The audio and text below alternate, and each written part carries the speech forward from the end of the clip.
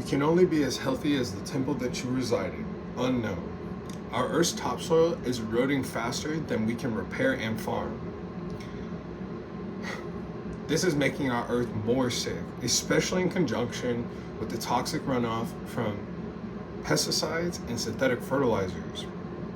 We mustn't make a change to this, as tillage is a root cause of agriculture land degradation and is one of the most serious environmental problems worldwide, and will directly cause a threat to food production of rural livelihoods, especially in poor and densely populated areas of the ever-evolving world. While this may seem grim, no-till farming and regenerative agriculture are making leaps to make the earth healthy again. You may be wondering, what is no-till farming and regenerative agriculture? No-till farming and regenerative agriculture are different variations of agriculture. Here is where we focus on farming by using plants and microbes to till the ground instead of tilling with our heavy machinery to achieve the conservation of soil. We also get a huge bonus of rebuilding soil organic matter, also known as SOM.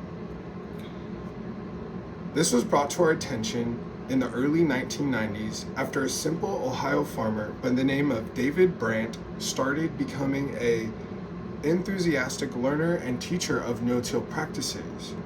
Islam Reader Abstract 2014.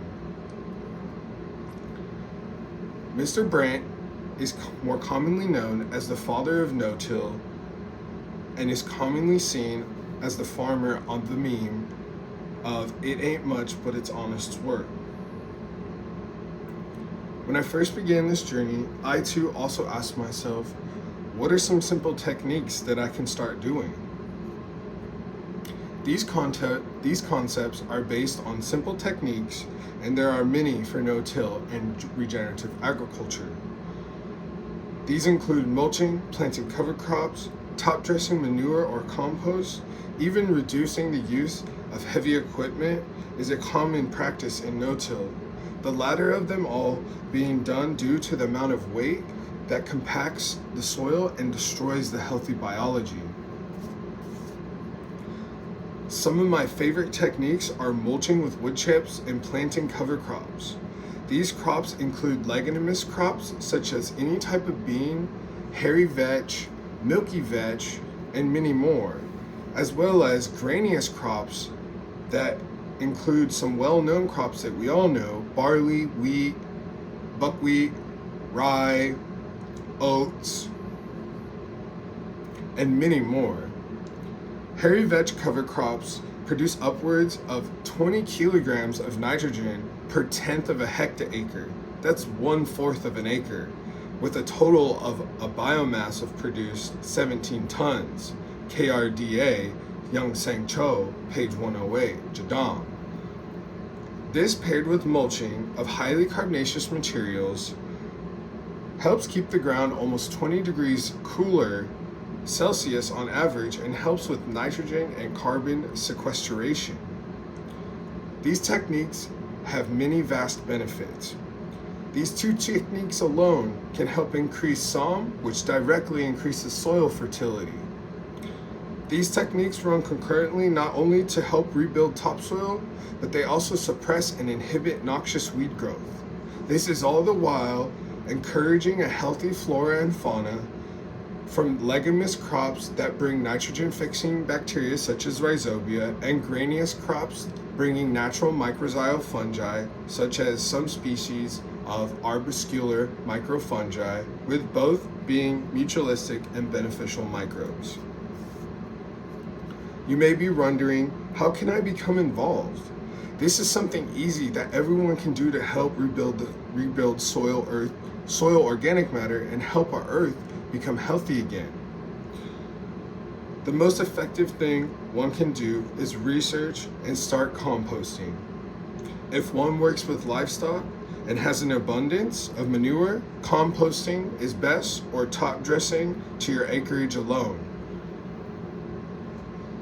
The latter of the two concepts alone has shown a great increase of soil fertility that have increased Switzerland's farm topsoil organic carbon by up to 25% and their microbial biomass up to 32% over 15 years.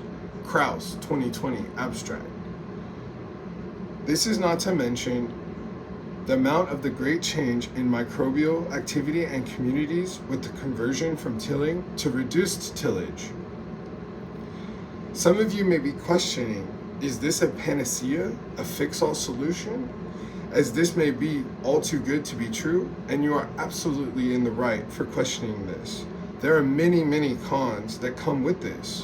One of the most detrimental aspects of this concept is time. These techniques take time, and you must be aligned with the seasons to make these techniques effective. Not only must you be aligned, but you must also take into consideration our geographical location. This plays a part in how much soil organic carbon matter, where storage may be higher under different types of soil and climatic conditions, while still contributing to a net reduction of greenhouse gas emissions. Ogle et al. 2019 abstract. This contributes to what might work in one area, might not work, or diminish in another geographical location. This has been such a fun time informing you all about something that I truly believe in. With no-till farming and regenerative agriculture making its way to the mainstream, it is quite unfortunate that time is the worst enemy of this practice.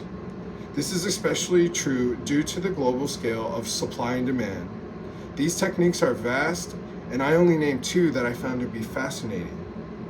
If you want to become more involved, that is your choice. This is not a fix-all, but this is a good place to start if you feel the need to take action in a non-hostile manner to ensure change is coming. Earth is all of our home right now. Thank you, and I appreciate your time.